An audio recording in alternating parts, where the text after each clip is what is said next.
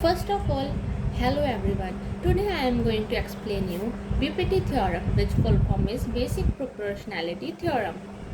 So let's first read the statement of BPT theorem. If a line is drawn parallel to one side of a triangle and intersecting other two sides at distinct points, it divides other two sides in the same ratio.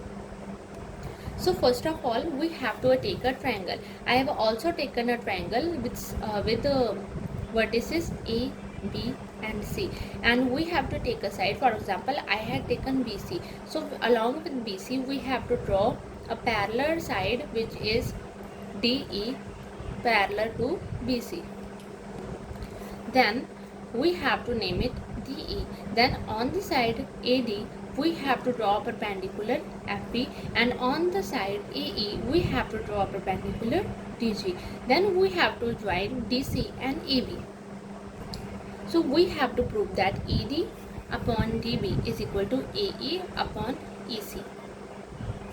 It is given that DE is parallel to BC. I have already told you the construction. So in the first part, what we have to do? So we have to take the triangle ADE with base AD. So now we have to use the formula of area of triangle. So what is the formula of area of triangle? That's now 1 upon 2 into base into height. We have to take the base AD and we have to take the height EF. So after putting the value, the results are here. We got such an equation. Let it be equation 1.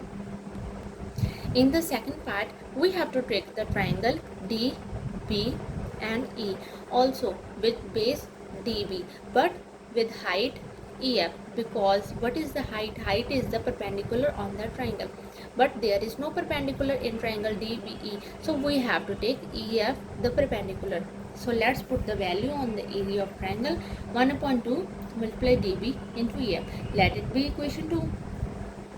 So in the third part, we have to take the same triangle AED but with base AE. So let's also fill the value 1 upon 2 into base into height. Let the base AE and let the height DG. After filling the value, we can get equation third.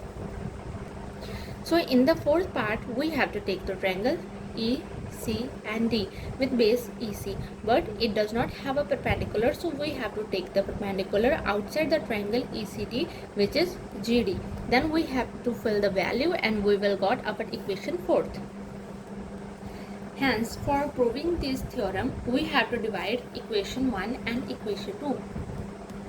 So after dividing equation 1 and equation 2, meaning area of triangle ADE and area of triangle DBE, we got such a result. 1 upon 2 is cutted to 1 upon 2 and EF is cutted to EF.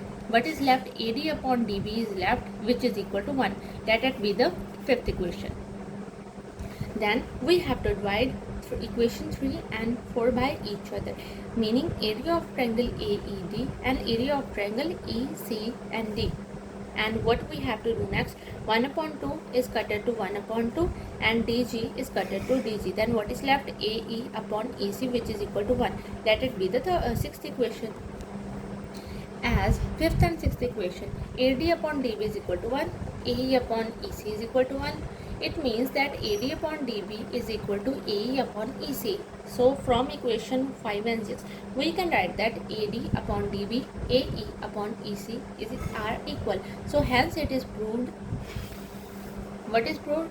AD upon DB is equal to AE upon EC.